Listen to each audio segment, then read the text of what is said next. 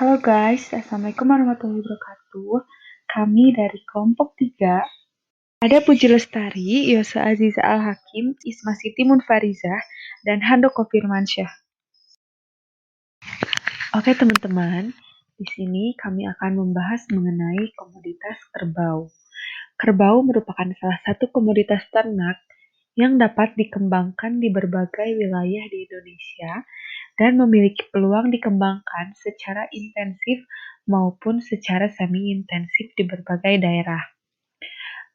Di sini kami akan membahas dari mulai subsistem input dan sarana produksi, subsistem budidaya, subsistem pengolahan, subsistem pemasaran, hingga subsistem kelembagaan penunjang. Langsung aja yang pertama ada subsistem input dan sarana produksi.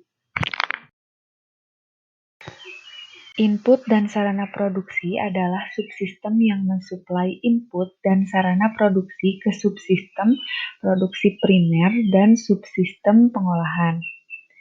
Sarana produksi disebut juga input tetap, adalah sarana yang digunakan untuk mempermudah produksi. Contohnya, alat dan mesin peternakan.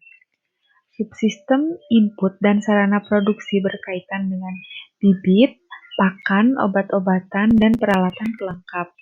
Subsistem ini berkaitan dengan kegiatan pengadaan dan penyaluran sarana produksi ternak yang pada prinsipnya mencakup kegiatan perencanaan dan pengolahan dari sarana produksi ternak, teknologi, sumber daya, agar penyediaan sarana produksi ternak memenuhi kriteria, yaitu tepat waktu, tepat jumlah, tepat jenis, tepat mutu, tepat produk, dan terjangkau oleh daya beli. Sebagai contoh, input dan sarana produksi pada UKM yang bernama CBC atau Cattle Buffalo Club. Di CBC ini pakan yang dipakai biasanya ampas singkong, konsentrat, dan jerami. Ampas singkong ini didapatkan dari Jawa dan Lampung, lalu konsentrat didapatkan dari Jalan Sayang, Jatinangor, yang tokonya bernama Kurnia Feed, lalu jerami didapatkan dari supplier dari daerah Jatinangor, dan alat mesin yang digunakan adalah mesin chopper. Subsistem budidaya atau subsistem produksi merupakan subsistem yang langsung berhubungan dengan pengelolaan peternakan dan pertanian baik untuk tujuan pembibitan, pembesaran, dan pembiakan, ataupun pengemukan yang berkaitan dengan budidaya. Hasil yang diperoleh dari subsistem ini nantinya akan dimanfaatkan oleh subsistem pengolahan dan pemasaran. Peran manajemen dalam subsistem produksi atau budidaya ini menerapkan fungsi-fungsi yang telah dipaparkan seperti perencanaan, pengorganisasian, pengawasan, pelaksanaan, dan pengendalian.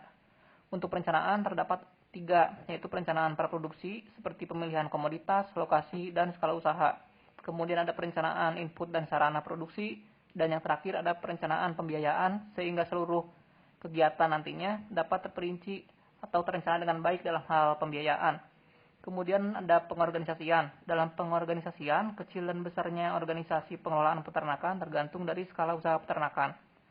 Kemudian ada pengawasan. Dalam hal pengawasan, usaha produksi di bidang agribisnis ini meliputi pengawasan dalam hal anggaran, proses produksi, input dan sarana produksi, maupun jadwal kegiatan, sehingga seluruh kegiatan nanti dapat berjalan dengan efektif dan terencana dengan baik. Kemudian ada pelaksanaan.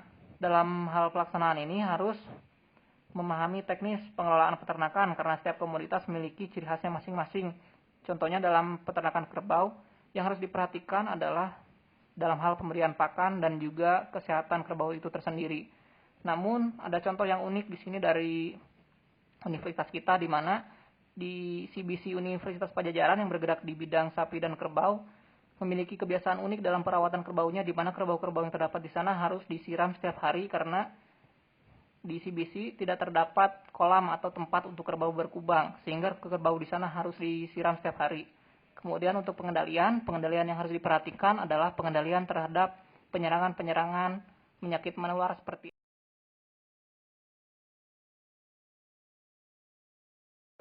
Subsistem pengolahan pada ternak kerbau yang kami temui berada di daerah Pasir Jambu, yaitu di RPA Ciwidey. Menurut petugas yang kami tanyai, subsistem pengolahannya masih menggunakan metode tradisional. Tata cara pelaksanaannya diawali dengan kerbau dimasukkan ke dalam kandang pres, selanjutnya digiringi agar masuk ke dalam tempat pemotongan, lalu dilakukan pengikatan kepala hewan menggunakan tambang serta tambang diikatkan ke besi teralis. Selanjutnya proses pengikatan kaki kiri kerbau dengan tambang. Pengikatan kaki ini dibantu oleh 1 atau 2 orang untuk merubuhkan hewan tersebut. Tahap selanjutnya proses penyembelihan hewan dengan melakukan doa terlebih dahulu dengan posisi hewan menghadap kiblat. Lalu siapkan pisau yang tajam, setelah itu menutup mata hewan tersebut dengan telinganya agar kerbau tidak stres. Selama penyembelihan memutuskan saluran pernapasan dan saluran pencernaan, lalu dibiarkan agar aliran darah keluar mengalir dengan sendirinya. Selanjutnya dengan proses mengkuliti hewan dengan pisau tajam, lalu digantungkan menggunakan alat teknol agar darahnya betul-betul turun. Posisi pada saat ini mengkuliti kaki bagian belakang ke atas ditarik dan bagian depan di bawah. Selanjutnya mengeluarkan isi perut pada hewan, isi rumen dikeluarkan menggunakan air yang mengalir pada selang dengan secukupnya dan sampai bersih. Selanjutnya memeriksa organ bagian tubuh atau postmortem, meliputi hati, limpa, jantung, ginjal, dan paru-paru. Lalu belah karkas dibagi menjadi 4 bagian serta timbang karkas. Setelah itu tahap akhir pada sistem pengolahan dengan mencap daging sehat dan surat keterangan asal bahan daging. Lalu daging digantungkan pelayuan selama 1 atau 2 jam. Setelah itu daging dimasukkan ke dalam mobil untuk dipasarkan dan ke tujuannya masing-masing.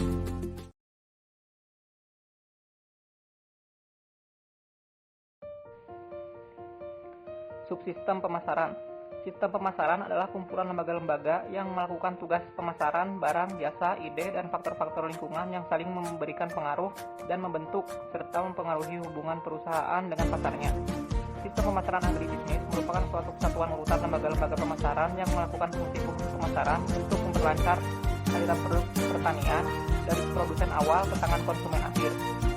Sistem pemasaran agribisnis tersebut mencakup kegiatan produktif yang dilakukan oleh lembaga-lembaga yang ada dalam sistem komunitas tersebut, baik secara vertikal berdasarkan urutan penambahan kegunaan maupun secara horizontal berdasarkan tingkat kegiatan produktif yang sama.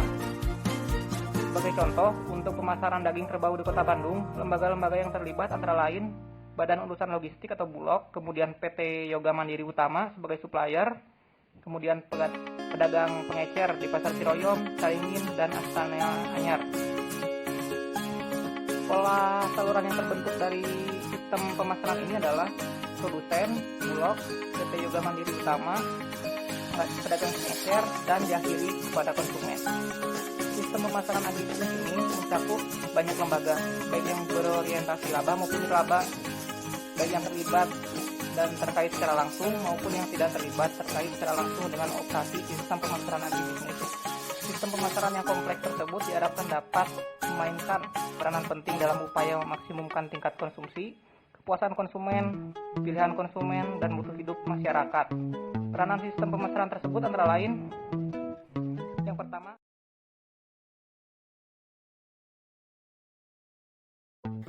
subsistem kelembagaan pendukung agribisnis merupakan semua jenis kegiatan yang berfungsi mendukung dan melayani serta mengembangkan kegiatan dari keempat subsistem agribisnis yang lain. Keberadaan kelembagaan pendukung pengembangan agribisnis nasional sangat penting untuk menciptakan agribisnis Indonesia yang tangguh dan kompetitif. Lembaga-lembaga pendukung tersebut sangat menentukan dalam upaya menjamin terciptanya integrasi agribisnis dalam mewujudkan tujuan pengembangan agribisnis. Beberapa lembaga pendukung pengembangan agribisnis yaitu pemerintahan, lembaga pembiayaan, lembaga pemasaran dan distribusi, koperasi, serta lembaga pemuluhan. Sedangkan kelembagaan pendukung yang menyokong berdirinya CBC yang pertama itu ada YCI atau Yayasan CBC Indonesia yang dibentuk oleh para alumni peternakan Universitas Padjadjaran yang juga merupakan alumni unit kegiatan mahasiswa Cattle Buffalo Club atau CBC yang ingin terus berkontribusi dalam memajukan dunia peternakan Indonesia. Lalu yang kedua ada KCJI atau Koperasi Cattle Jaya Indo. Yang ketiga BEM Fakultas Peternakan Universitas Padjadjaran serta Fakultas Peternakan Universitas Padjadjaran itu sendiri. Keberhasilan usaha ternak yang dilaksanakan tidak akan terlepas dari peran kelembagaan agribisnis. Karena apabila peran tersebut belum optimal, maka pengembangan agribisnis komunitas akan terhambat.